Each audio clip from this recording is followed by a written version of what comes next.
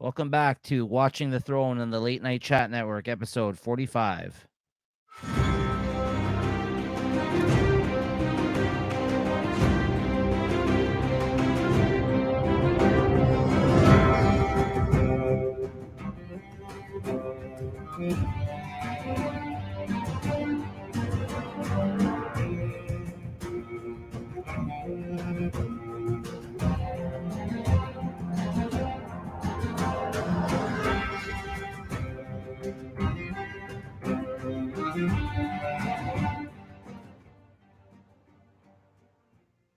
All right, welcome back, everybody. Just fixing my name up here. Back to Maester Stats, so it doesn't say. I was wondering what happened. That you're still studying for your maestership. That's right. So what's going on, everybody? Welcome back to Watching the Throne. And this is our Game of Thrones kind of review, overview, discussion of the show episode by episode that we're doing here. I've watched the show once before. This is my first rewatch ever. JT has never seen the show before. So we always get, some interesting conversations out of these ones. If it's your first time checking out the show, make sure you like and subscribe to the channel. We have all kinds of great videos here. Check our playlists out. And as you can see, we're already 45 episodes deep into this one. And you can check this show out every week. Weekly, usually they drop at Thursdays at 8 p.m. You can also follow us on Instagram at Late Night Chat Network for all the up to date times and everything for when these things do drop. But yeah, this episode here that we're going to be discussing here today is Kill the Boy, which is Game of Thrones season 5, episode 5 here today. And every once in a while too, we have guests on us on the show that join us as well. We just had Christina on for the last 4 episodes, which was really great. Make sure to go back and check those out, guys, if you missed those. And yeah, she was on for the first 4 episodes of season 5. And then also to close out this season, we actually have 2 guests coming on. We have Kyle returning, who joined us for some episodes in season 4. And also Leslie, I think, if everything works out there with her, right, Jay? She's going to be joining us as well. Yeah, she said no problem. So Yeah. she just to let her know. I told her it's about 2 weeks. I said in the making, but I said, get your stuff together, shared, so I'm pretty sure she wouldn't even have to rewatch it, but I told her to give it a shot. She'll be joining us on the finale of this season. So yeah, that'll be her first time on the show as well. And you can check her out over on the Late Night Chat Network. Well, she's making sure to make sure what episode she's on. Trust me, these guys are fucking picky with these episodes. Sure. Right? Yeah, sure. You can check her out on Late Night Chat as well as Killer Content with JT as well. Sometimes guests join those you guys on there as well. So yeah, definitely check that out, guys. But yeah, Jay, big episode, man. Big episode. This one, and I feel like the next one we're going to be talking about for next week. Crazy endings. Like they're really leaving us off with some shocking moments at the end of these ones, but we'll get to that. But what did you think of this episode overall, Jay? Still don't understand the title. I'm still trying to figure out. I kind of think I figured it out. I think it has a. It's a It's like quote a. with Jon Snow. Is it the snow for Jon Snow? Okay. Yeah, what's her? I thought it had something to do with Ramsey and his old man. No, Maester. What's his name there? One of them, the guy that's. We'll get to the scene that kind of talks about it. What's his name here? He tells him this. He actually is the one that quotes "Kill the Boy" because Maester Aemon, when he goes and talks to him, he's the one who mentions this line, "Kill the boy," basically. Of his doubts of being in charge, because he's afraid that everyone's going to hate him in the Night's Watch because of his decisions that he's about to make, right? Yeah, so that's where that quote comes from for this episode. But yeah, what did you think overall of this one? I know when we were talking prior to recording this episode here today, you were like, "Wow, fucking what a crazy end to this one." You're really That's what happens. I mean, I feel like there's a lot getting set up. It's starting to slowly get set up. Like, I could be wrong, but I'm trying to. You really have to kind of pay attention because they're jumping scenes in this one. So just to make sure that you pay attention to what the fuck's going on and where they're making their alliances and what's going on and who's messing with whose head. And there's been a lot of it I've noticed in this in this episode, there was a lot to take in. The first time, like I actually had to watch the last part of it again just to make sure that I had it down right. But the last sequence of events, man, was just mind-boggling, man. I just, there's a lot of talk about old school areas and Sure. alliances with people and people knowing other people's Yeah. relatives, and it's kind of weird, man. It's a really mind fuck. Yeah, well, not only that, but like to your point, they've been planting the seeds for a while. I feel like for some of these things that they've been talking about, knowing that these things were going to pop up or some of these moments are going to come to fruition. Like, just to jump ahead at the end here, we get to see stone men for the first time, which is the grayscale, which is the disease that basically turns their skin into like a stone like kind of material essentially, right? Like so like but we've been hearing about these guys, I feel like, or the disease grayscale for that matter, every single Wow. episode this season.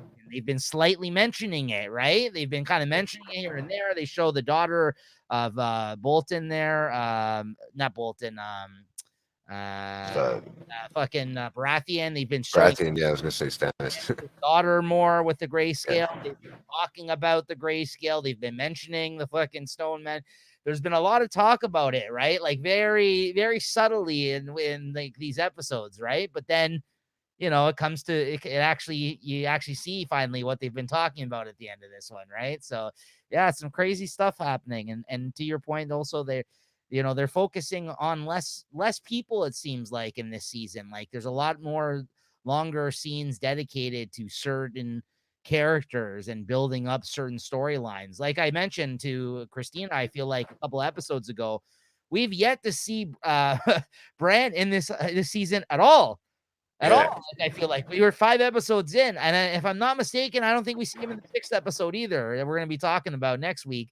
And yeah, I mean, they kind of make a passing like a mention about him, and sure. Ramsey kind of says something about Right. it, but Creek. Yeah, but yeah, yeah, but not other than that, really haven't seen much of him, which again, I'm fine with because well, you're fine with, so yeah. I'm not too fond I of him. wanted to know where that story was going. It's gonna go places, believe me. Like I think you're just putting in there, even though he's off to the side, they haven't forgotten about him, right? I'm just I hope so.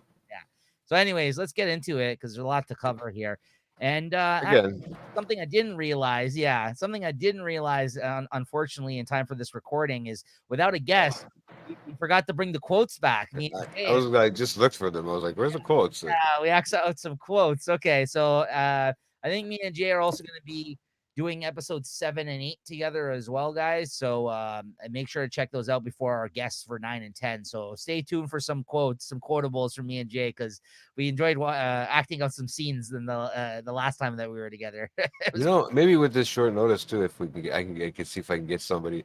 Like I've been wanting to ask him for the longest time, and you know who I'm talking about. sure, This massive Game of Thrones fan, sure. and see if he wants to come on the episode. But he it's not easy to get a hold of the guy. So Sure. um, I'd like to see if he come on. Maybe we can squeeze him on in before all these guests, or who knows, maybe afterwards, right? Like maybe it's easier for him for short notice, right? Yeah, Because maybe, and if not, I'd be fine with him joining us for season 6, even because that's a hell of a season as well, right? yeah, and knowing that he's gonna be like a stats all over the place, like just the way he is with when it comes to Well, picking hockey players and stuff. we'll, And we'll, that guy's we'll see if we can make that happen for you guys. But until then, we that'd won't be awesome. surprise. Yeah. So, That'd be awesome. but anyways, I'm gonna tell him I keep hinting on it. I'm gonna have to let him know. I'm hinting on it. I'm throwing it out there to the people. The people will want to hear you, man. but let's shout out though to the great guests that we have had on the show. Obviously, yeah. All super fans too, by the way, that have joined us. So yeah, they're I don't putting know about that Christina girl. I don't know. She just leaves us hanging now these days. Like so, we love you out there. Don't worry. joined us for 4 episodes. Can't have her on every episode. I'm sure if you had it her way, she would be, right? But anyway. Oh yeah, trust me. She'd kick me out of here. All right. So first up, we got Missandei watches over the wounded Grey Worm in this first scene, who is still unconscious from his wounds from fighting the Sons of the Harpy last episode. At the end of that one, if you guys remember that shocking conclusion. I forgot about that for a second too, right? I'd forgotten about it. Daenerys and Dario Naharis watch over the deceased Sir Barristan Selmy. Then you got Hizdar Zolorak enters to extend his condolences. Dario suggests pulling back around the pyramid to use it as a base from which to eradicate the Sons of the Harpy. Daenerys instead rounds up all the leaders of each great family in Marine, including Hizdar, that guy who basically has been somewhat advising her. And the leaders are brought to the catacombs where Rhaegal and Viserion, her dragons, are chained up. Daenerys's unsullied push the leaders slowly towards the two dragons, who can be heard growling from the darkness. She states that good mothers do not give up on their children. They discipline them if needed, but never give up on them. She nods to Dario to push one of the leaders further forward. A sudden burst of flame from Rhaegal sets the man aflame before he is torn apart and eaten by both dragons. Daenerys suggests that the dragons may determine the innocence of the captives and touches Hizdar's back as if she wanted to push him. But then she pretends she wants not to overfeed the dragons and lets the rest of the men be led away. What do you think of this? Yeah, 20 years ago, I would have thought, that CGI is sick. But, Right. it was a little bit, fogged over and a little bit corny in a sense where, but honestly, I like the way they came about it. She's trying to show her balls, right? She's really turning into a bitch. She really is slowly. Yeah, a little bit. Yeah. She's slowly, what I mean? I've been watching it. And I mean, up to a certain point, until she's gotten these balls now, like slowly with all these people behind her and these backings behind her. Yeah, I'm starting to see a different type of woman, let's say, come out in her. So I'd like to see where that goes. I know I can kind of imagine just by, but I'd like to see where that goes, right? You know what, though? I got to say, I mean, she's definitely being put to the test, though. And I feel like the way she's been acting is that being a leader and savior of people was going to become easily to her, it seemed like, right? Like, it seemed like she kind of went in with it with that attitude. Like, oh, I got dragons. What the fuck are you going to do? Right. So, like, and she was in for a rude awakening. And I think that's basically, we're just seeing that play out right now. Whether or not she's going to take something from this and learn something in terms of becoming a better leader as a result of everything that's happening to her in these seasons, we'll see, right? But she's had some her own trials and tribulations lately in this episode, in this season, really, right? So she's been really struggling with. She feels like you can free the slaves, but you can't really fix the culture just like that, right? Like you can't just be like, Well put. Right. So, anyways, Well put. I probably would have said it different, but yeah. But that's a different show. But yeah, so no, she, and I'm starting to really, wonder where she's going. If I'm gonna like her, if I'm not, maybe I should start liking her so they kill her off. I'm starting to think, kind of thing. So we'll see where it goes from here. But yeah, there's a lot to come. I can feel. Mm-hmm. Next scene here, you got Sam. He reads a note from Slaver's Bay to Maester Aemon, updating him on Daenerys' situation. And of course, we know that Maester Aemon is actually a Targaryen, if I'm not mistaken, right? Sam praises Daenerys' courage, but Maester Aemon worries about his great nieces. Yeah, there you go. Safety, because she is all alone, under siege, and with hardly anyone to guide her, while her last relation is useless and dying thousands of miles away. Jon Snow enters to speak with Aemon in private. He needs the Maester's advice on a controversial order that half of the Night's Watch will hate him for. Aemon tells Jon that half the men at Castle Black already hate him, but that he should trust in his command. He says that Jon will not enjoy being Lord Commander, but with luck, he may find the strength to do what needs to be done. Jon is told to kill the boy. Oh, hey, I remember that now. Let the man be born. Yeah, let the man be born. Yeah, he's like, hey, you gotta sometimes you gotta put your foot down sooner or later and grow up, sort of thing. Advice from Master Aemon, Yeah. I gotta say. I totally forgot that. It's written here too. I actually wrote kill the boy. Yeah, look, because I put it in hyphens. Heavy is the head that wears the crown. When you're in charge, not everyone's going to be your friend, right? You just like bosses, anybody, right? Like not everyone's, you gotta still do your job, right? You're not there to make friends, right? Unfortunately. So like you're going to have people that I think that, agree with some of your decisions. And then some people they're not going to agree with everything, right? Some of them they're not going to like, right? And it's healthy, right? I mean, it's a healthy balance, right? You'd like to believe so. Yeah. Keeps everybody in line. Yeah. So Jon then meets with Tormund and offers to forge an alliance with the Wildling, bidding Tormund to go north of the wall and rally them all. He will open the gates for them and give them land south of the wall in which to settle. In return, the wildlings will fight alongside the Night's Watch when White Walkers arrive.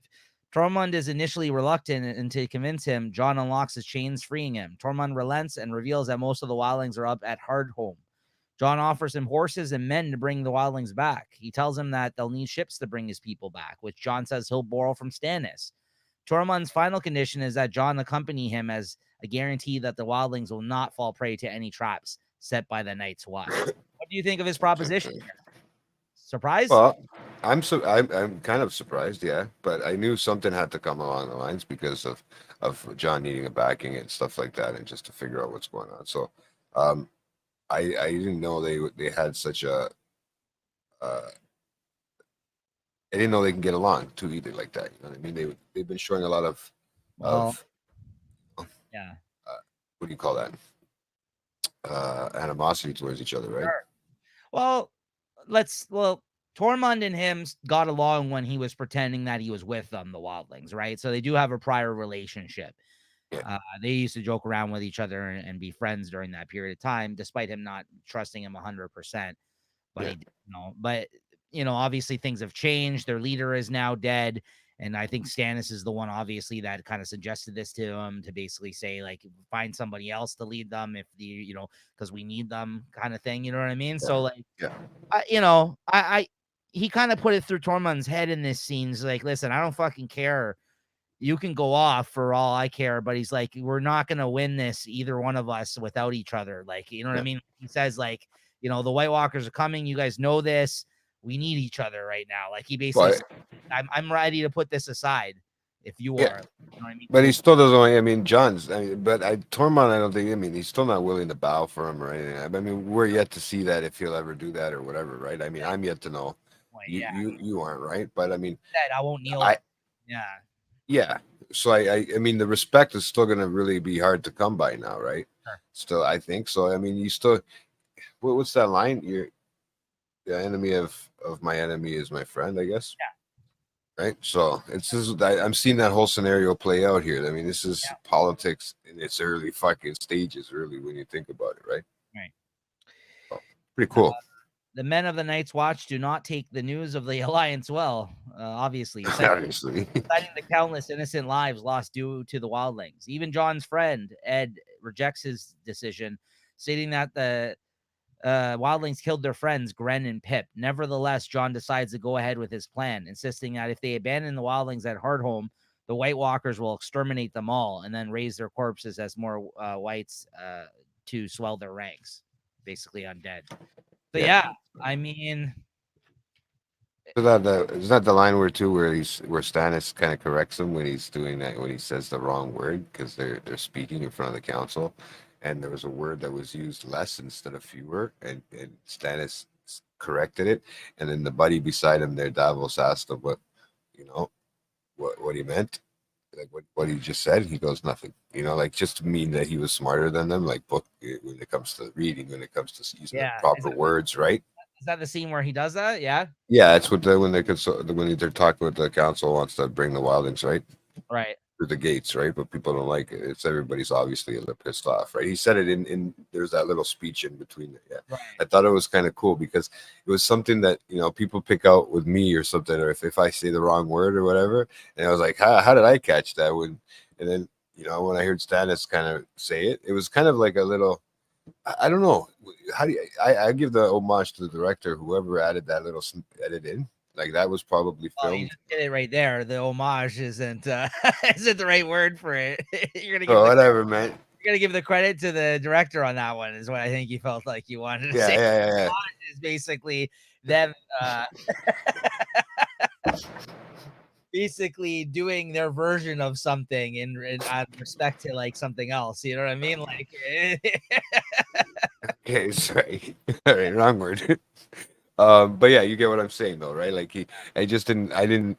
You got to give the cat whoever put that together there and just threw that little line in. They probably heard it because he probably had mentioned it. I don't know who. Maybe it wasn't even written in. Maybe it was just one of those ad lib things, right?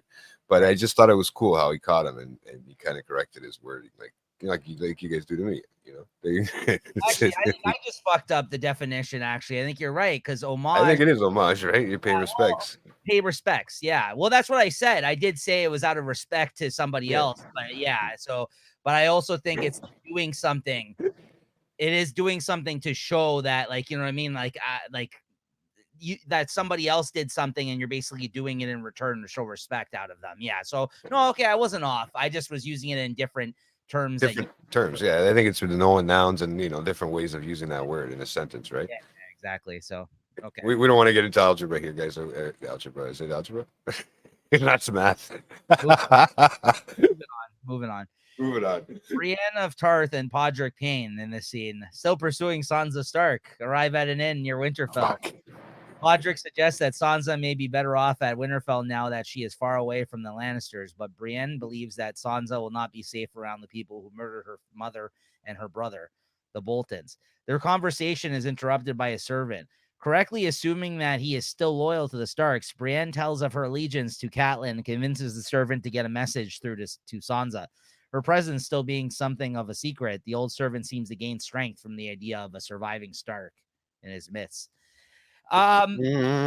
Honestly, she's got to watch it with fucking telling everybody who the fuck they are. Like, I gotta say, like, she was right on this. Like, but there's other times where Podrick's like, maybe we shouldn't be fucking telling everybody who we are. Like in that scene where they're in the bar the last one, right? Yeah. And then, like, it's bit them in the ass before. Other times it's helped them, right? So it really depends. But I think she's too honest, Brienne. You know what I mean? It's too a fault. I don't know. Is it honesty or is it like, does she want to still kick ass because she knows she's tougher than, if they want to take her on, take me on. Very forthcoming. I think she's just very honest to people. Like, she believes in the good of people, which is not a bad trait, but in this world, possibly, because it's like it's already come back to bite them in the ass before. We've seen it happen to other characters on this show.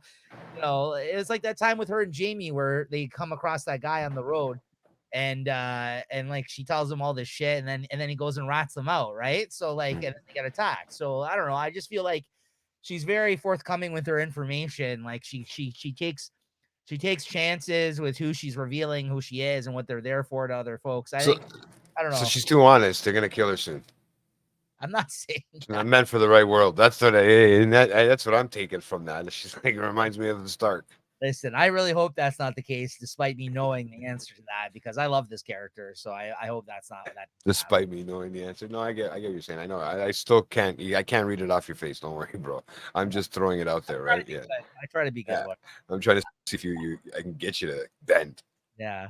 In Winterfell, Ramsay Bolton and his fuck buddy Miranda discuss Sorry, bro. I wasn't expecting that. That one, all this proper language. I had to throw fuck buddy in there.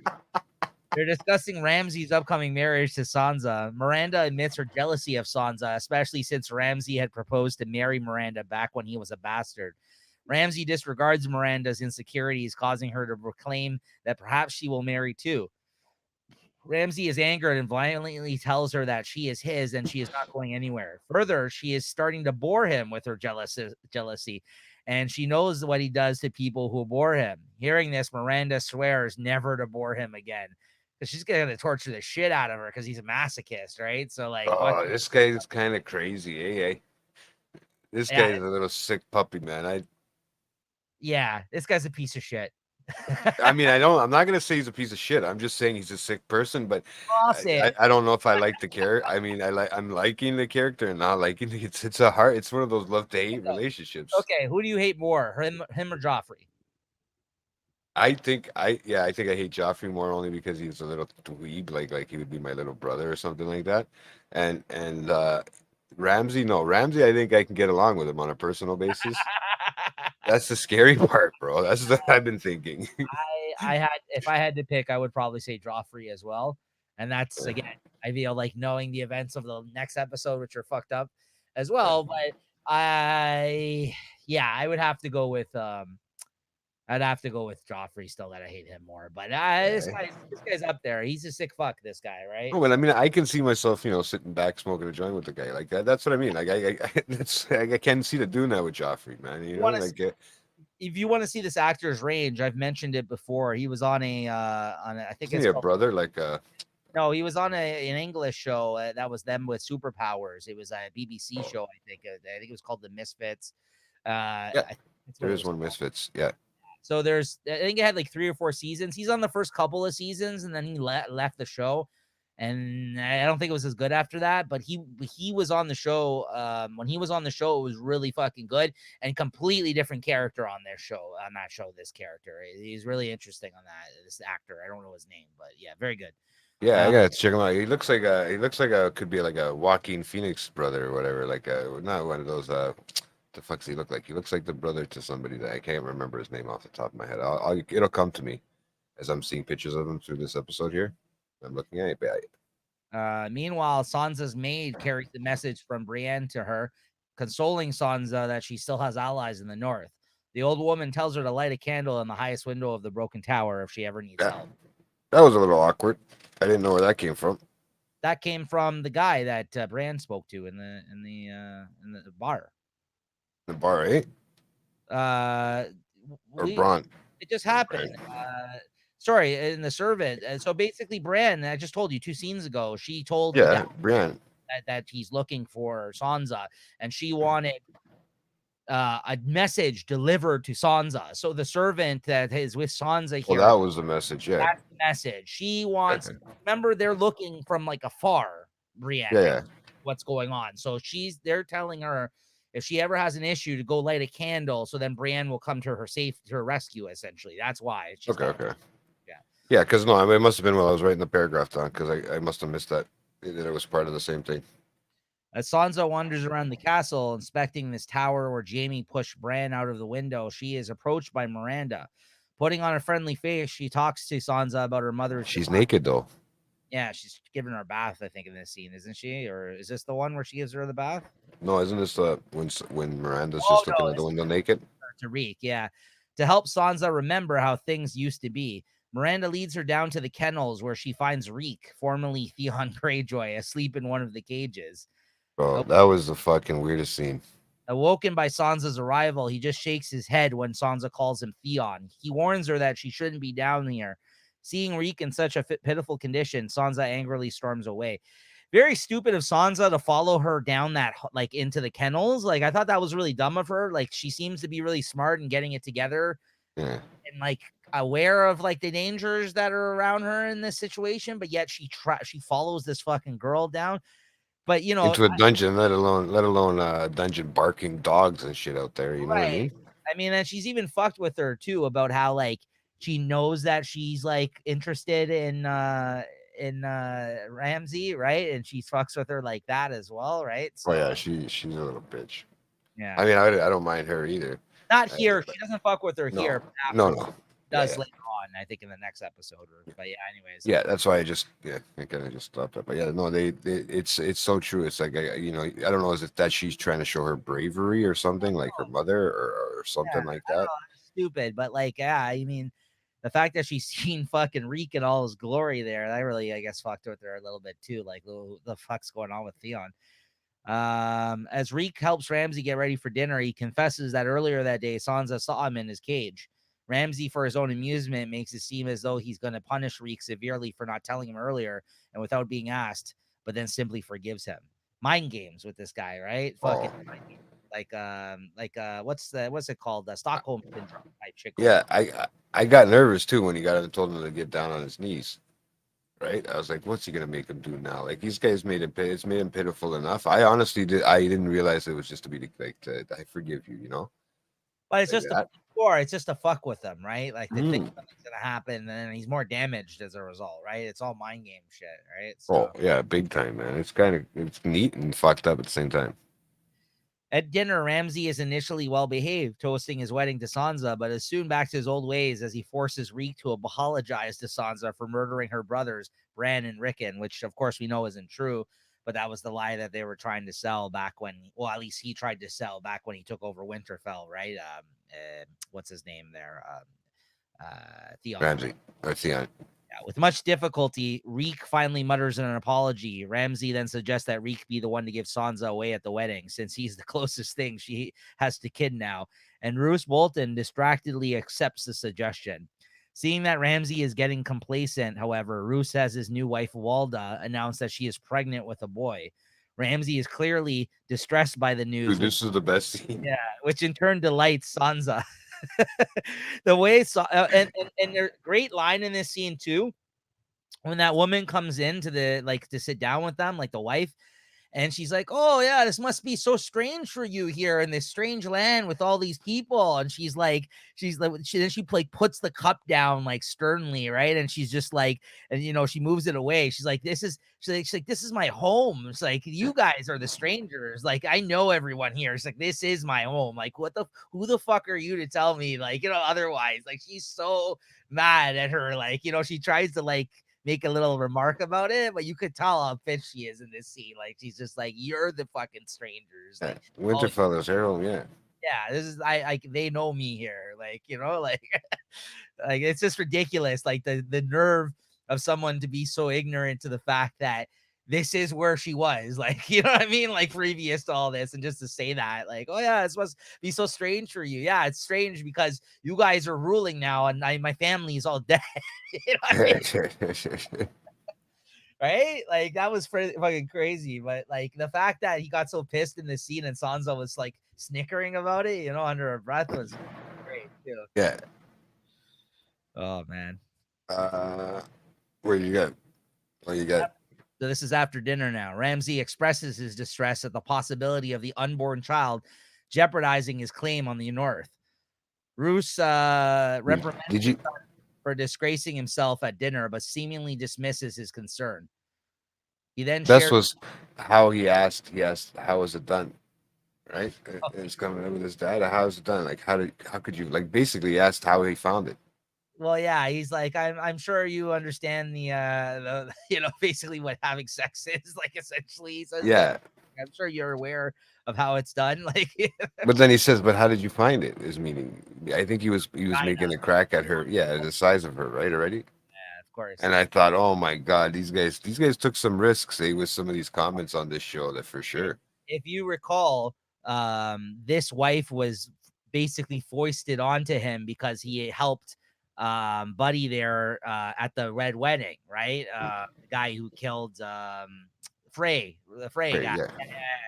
Walter Frey or whatever. He helped him, if you recall, and that was one of his daughters, the one that he keeps trying to foist on to people. The one that, remember, he was trying to give Rob, one of his Yeah. daughters, right? It Yeah, is. and he had all the good looking ones. And then he was bragging at dinner to Catelyn, Roose Bolton, about how the fact that now he's rich and he has a title and everything else, because of the fact that he married one of his daughters, right? Yeah. This is the one that he had to marry, so he doesn't fucking care. This is a marriage of convenience, right? He doesn't Yeah. fucking care about this chick, I think, right? I was fucking dying though, the whole scene. Like, it was really well done. Yeah. He then shares the story of Ramsay's birth. Roose raped a miller's wife who had married without his consent after hanging her husband. A year later, she showed up with Ramsay, claiming that the baby was his.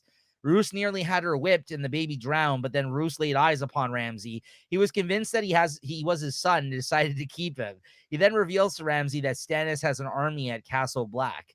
Stannis plans to take the Iron Throne, and the road to King's Landing passes through Winterfell, which means that Stannis also intends to take the North, and he wants Ramsay's help in defeating him.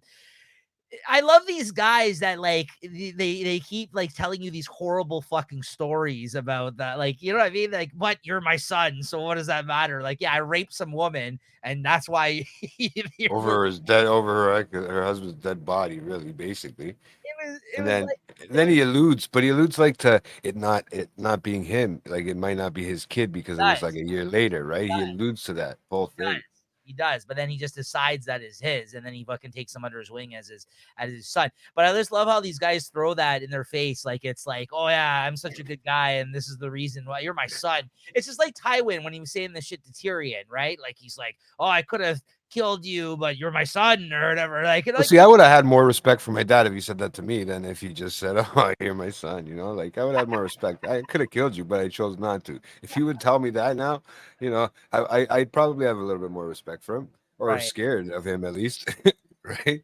So Yeah. fear there at least. So there you have it. So he's asking for his help, and basically lets him know that he, puts puts his concern at rest that this new kid that he's about to have is going to take the throne, because as a result of him being his actual true blood, right? So we'll see. In the library, Sam tells Gilly about his wish to go to the Citadel and become a maester before he was sent to the Night's Watch when Stannis walks in. Stannis reminisces about how Sam's father, Randall Tarly, defeated Robert Baratheon in the Battle of Ashford, which is kind of cool. We learned something about Sam's father here. You can tell, because Sam's more of an intellectual. He doesn't get along with his father, it seems like, because he's kind of like more like, like the way he was kind of joined the Night's Watch was just like, he didn't really fit in, I feel like, with it. But he's become very useful in like everything he's done with them, right? But he's just more of Well, he defeated Robert, right? They defeated Robert at that his time, right? father. Too, right? His father was part of Yeah. it, yeah. Yeah, but his father seems like more of a warrior and he is not, right? So that's why like I think like the way like the guy brought up his father, he's like, yeah, that's my dad. You know what I mean? Like it seems like he's not embarrassed by him so much as like I think he feels like less than like he has his father so well known, right? Yeah. So more shadowed in his dad's name, you know what I mean? Like but Stannis is kind of impressed here. Stannis wants to know how Sam killed the White Walker, and Sam tells him how he did it with a dagger made of dragon glass. Stannis muses that it is abundantly available in Dragonstone. Sam has been researching dragon glass and how it can kill White Walkers, but has yet to come up with anything. Stannis tells him to continue his research and leaves. Stannis is making a lot of good moves here, I feel like, this season. Honestly, he's got the right idea. He's like, White Walkers, taking King's Landing, building my army. Like, you know what I mean? Like, he is the rightful fucking heir to the throne. Like, he is making some sound decisions, I feel like. Aligns himself with Jon Snow, respects Jon Snow, like understands that Sam could be the solution to the White Walker thing. Very interesting. Kind of, I think Stannis is, I think he's gained a lot of respect from me in this season. Honestly, he's made a lot of great decisions, I think, so far. And like, you know what I mean? Like, I think you're seeing a little bit more of Stannis lately instead of him just following the voodoo woman around like he was the last season. You know what I mean? Like Stannis is we're seeing him actually make his own decisions and a lot of like these, like instead of just following whatever the witch woman says in this season, right? So yeah.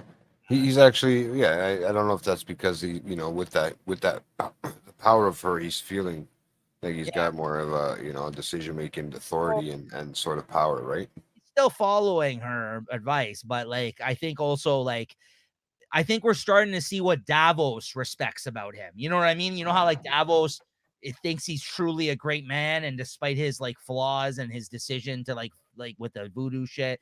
Yeah, because we only seen that part of him before, That's right? right. We only knew that, and only That's what right. Stannis, sorry, Davos said about him was Like the good stuff. like we can understand now, I feel like why Ned made the decision to make him king instead of his brother, and how he was actually better than Robert in terms of like Robert was just a big drunk, like guy who banged like a bunch of like women, right? You know what I mean? Like so Yeah, it seems like he's actually suited to be a more king. for the role.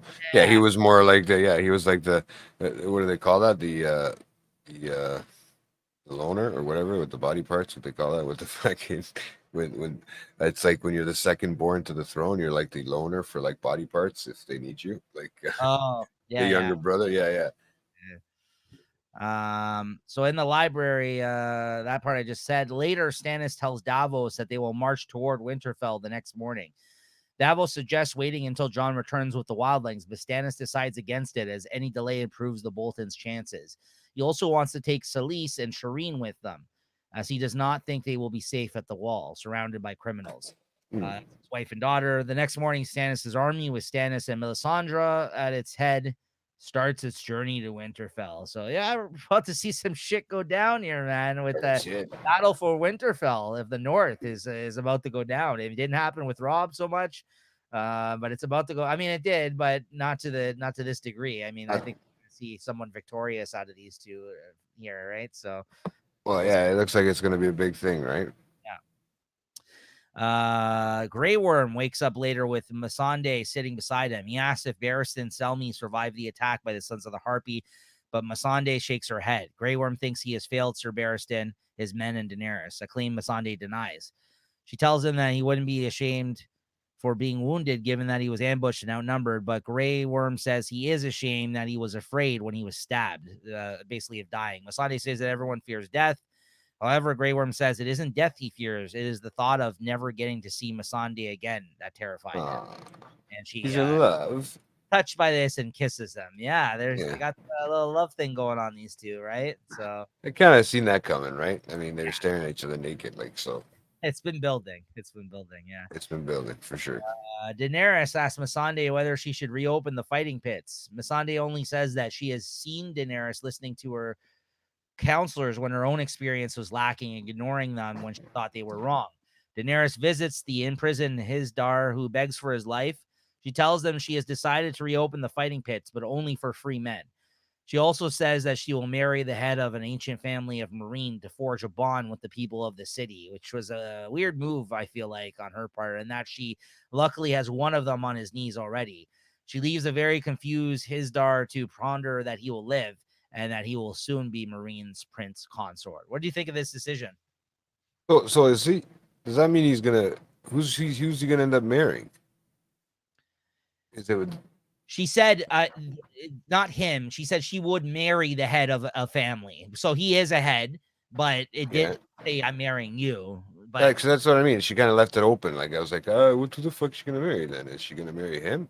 Well, I thought that was weird. Well, that's why he ponders if she's referring to him, if he's gonna be like, you know what I mean? Like if he'll be with her, if he's gonna be there advising her, he doesn't know, right? So like again, she's kind of playing with the idea, like playing with his head a little bit, like keeping him kind of, close to her allegiance. Cause that guy thought he was going to get roasted by the dragons, just that last scene. Right. So I think she's trying to just basically use this more like mind fucking him. I guess, yeah. Keeping him around. Representative of these people, of the families as well. Right. So she needs to kind of keep this guy involved on her side, unafraid at the same time. You know what I mean? Yeah. So, so very interesting. I don't know. I mean, I think it's the right move. I had no problem with the fighting pits personally. I know that she was like against the whole idea of it, but again, like I said earlier, she did all these great things for these people, but there's certain aspects of their culture and their ways that they weren't ready to give up, right? So they were kind of pushed back against this whole getting rid of the fighting pits. And she's like, "Fuck it, I don't care. This is causing too much problems with the harpies and everything else, right?" Let them go have their fucking couple minutes of fighting for the day. And get their anger out. All right, so here we are at the last fucking crazy ass scene here at the ending of the episode. We'll get into here as Jorah and Tyrion continue their journey to Meereen, and following Jorah's violent reaction to a previous conversation, Tyrion tries to make friends with him and their relationship, and asks where they are. As Jorah stands up to look at the foggy ruins on the horizon, Tyrion deduces that they are going to pass through the remains of old Valyria. Now, of course, Valyria, we hear about Valyrian steel.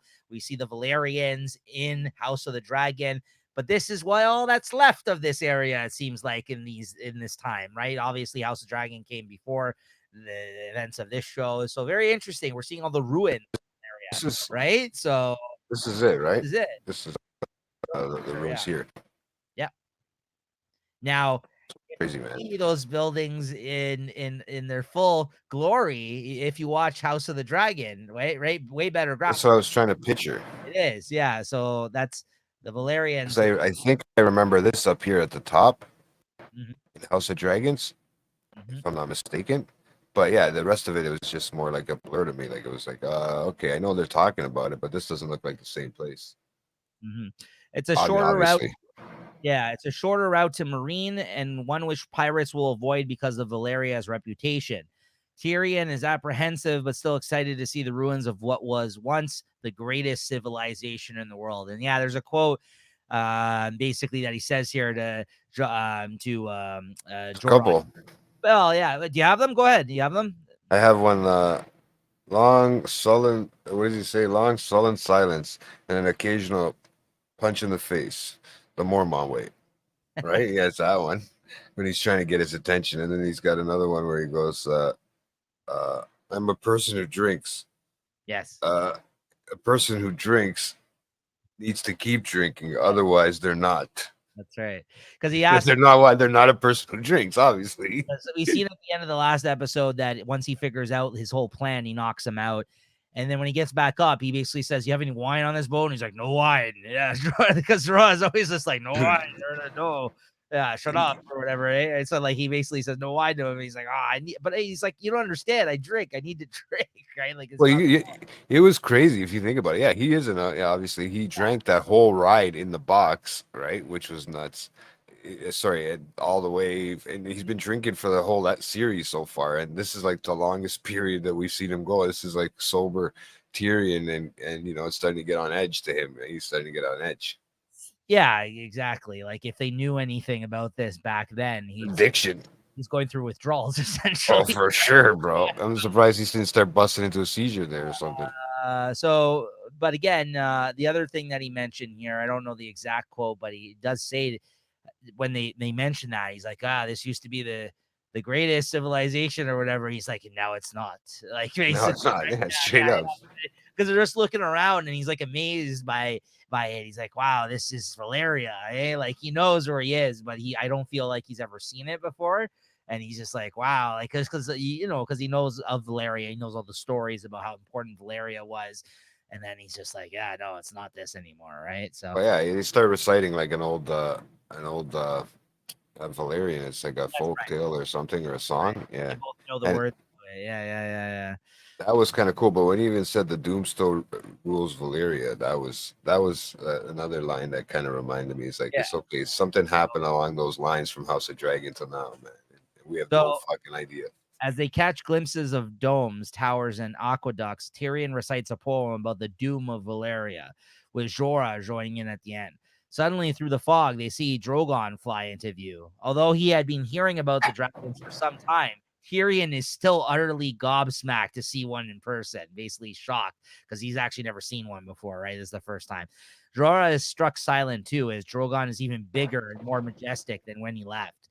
So distracted are they that they don't notice when the statues on a nearby aqueduct stand up and leap at the boat. They are stone men, victims of grayscale. Now, I gotta highlight this moment because like it's so well shot, like because you see their reaction looking up, like you see the dragon fly overhead, and then obviously you have Jorah at the back, like rowing the boat, and then you have Tyrion in the front. So it kind of does one of these and like kind of like looks back, and then he has his back turned, but the camera is kind of shooting him with his back turned. So then if you're looking in the background, It was there for the longest time. you see, but you see the thing start to move, and it's a stone man who's like hiding behind like the rock, right? And then all of a sudden he fucking jumps and dips into the water, but like it's just so well shot and like subtle that I just thought it was a really great shot of like this surprise fucking moment that's about to go down, because like they're just like quietly rowing through this fucking old ruins. You see the dragon, of course you're gonna fucking look at the dragon like, oh, it's a fucking dragon, right? Like, and then little do they know that these guys are dipping into the water that are gonna attack them, right? So what a crazy setup for a scene, man. I thought that was when I seen that they were on the boat going through Valeria, I remembered this scene. I'm like, oh fuck, this is the episode, because I didn't know, right? I was like, oh, this is the one, because that shit that happens to Jorah, man, it's crazy, man. Like it's he's down and out right now. Well, that yeah, and then when you said it to me the other day, I went back to just to check it out, and he was literally in that whole scene. Yeah, Whenever the camera was facing Tyrion, yeah, he was up there in that corner of the shot, right? So he was there the whole fucking time until he 5 minutes later. Yeah, because he's stone. You makes it you think could that, see his round head. You could see that part and like the lighter part of the top body, like. But but that's then what's all of so a sudden, because as the viewer, you wouldn't have noticed that your first time around, right? Like, because you don't know like what you're looking at, and it's in the background, right? So like, unless you're really paying attention, you're supposed to be paying attention to Tyrion. But then when it starts moving, you're like, what the fuck? Your eye like looks up. You're like, what the hell is that? Right? And the thing like jumps down. That was crazy setup, honestly. and you know what the cool thing about it is too, you do tend to try to look around because I mean it's a different scenery, it's different, something that was new for the whole series already so far, right? Like you haven't seen it, right? Did you notice the first time? I thought there was something there, but I didn't see where he came from. And then when you made me go back and look at it, I realized how long he was in that scene. Yeah. Like he was literally in the whole scene. Yeah, they might have jumped to Jorah at one part, but he was still, when they went back to Tyrion, he was still in that fucking corner up there. And the next thing you know, he's just in the water. Yeah. So these are victims of grayscale. so far gone that they have been sent to live out the rest of their lives in quarantine in the ruins. Jorah That's tells crazy. Tyrion not to let them touch him and fights them off. However, as Tyrion is tied up, he is cornered at one end of the boat with a stone man advancing on him, while Jorah battles more at the other end. They basically just start getting swarmed by these guys attacking their boat in the water, right? And if, as they mentioned, if you do get touched by it, you can basically contract grayscale, right? It's a very basically contagious. Basically, just before the stone man is able to grab him, Tyrion rolls off of the boat and into the water to escape, where he is then pulled down by more stone men under the water. An undetermined amount of time later, he wakes up and finds himself on a shore, which threw me off because I'm like, it looked like the episode was going to end there for a second, and then you fucking like wake up on the shore. I was like, oh fuck. These guys are pretty actually like freaky. Like when I actually brought up the like I have a picture that I was going to put up. These basically these guys here. Yeah. Try to see this guy because Yeah, sure. obviously, but yeah, it's kind of neat and it's a different like So are they human? Are they not? That is an advanced stage of grayscale that Shireen, what's his name, Stannis's daughter there has essentially right now, right? But she has a bit on her face, but she's not at an advanced stage of it at this point in time. Let's say decomposition. Let's call it. It almost looks like that's what they're doing. They're rotting from the outside. Yeah. And when they get to this stage, that's what they're basically outcasted into society, like out of society, essentially. And this is why they're all here in Valeria, right? So, yeah, pretty crazy.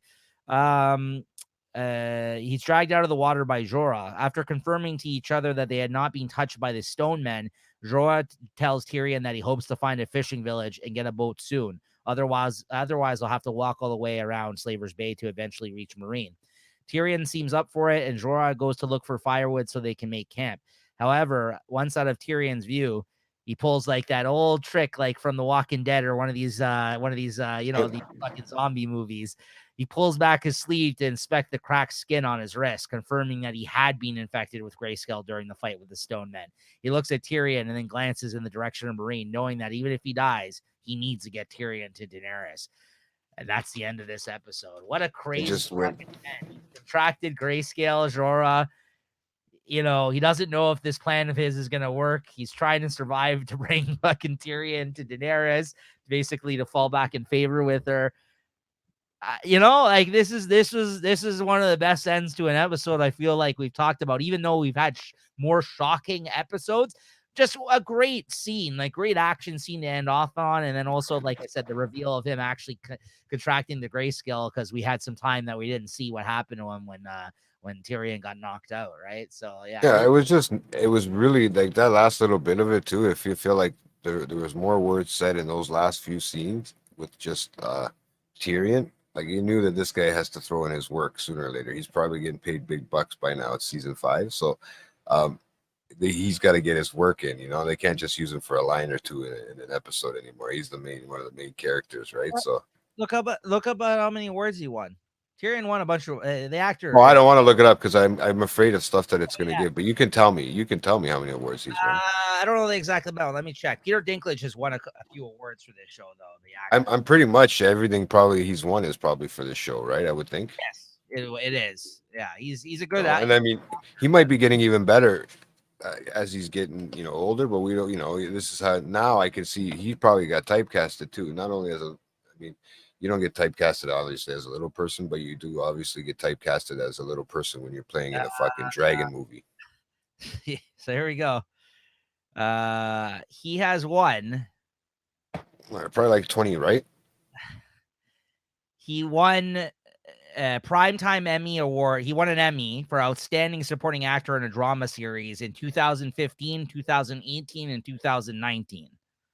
So he's won 3 Emmys for this show for his just for this. Yeah, just for this. He also won a Golden Globe in 2012. And I don't know if this was for this. I don't know if it was for this at that time. Well, yeah, I guess it was on it was on in 2012. So yeah. So I guess I think he won. So I think he probably won for this upcoming season, maybe season 6. I would have to look into it more, but he's won like at least 3 Emmys, it says here, which is a big fucking deal for a show, right? I mean, like, yeah, that's for sure. so that's great. Good for him, because this is a hell of a character. But it's one of those things that's also a testament to the character itself, the writing of this character, the creation of this character. Like these actors, their whole career, they look for a character like this to play that will basically encompass, you know what I mean? Like, and obviously this is tailor made for him as a result of him being a little person, right? So like, it's not that it was made for him. He wrote the book before they cast this guy, but what a great opportunity for a such an interesting character that is also a little person, that he got to play him as a result, right?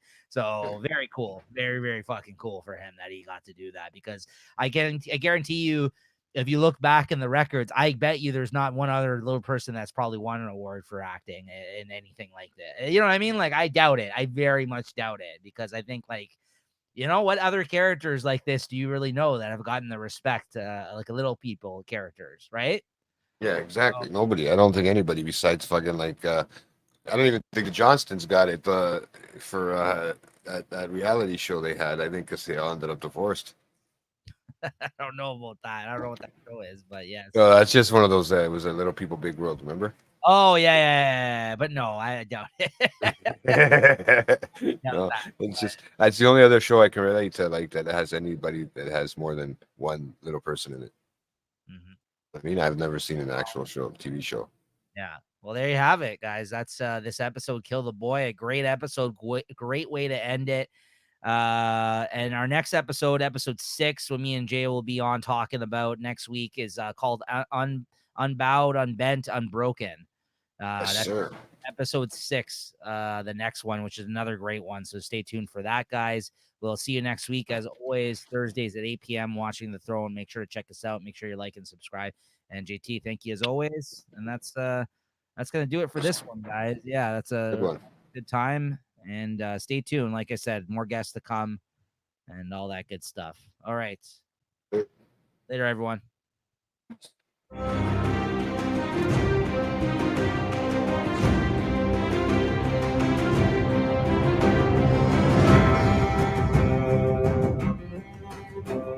Mm-hmm.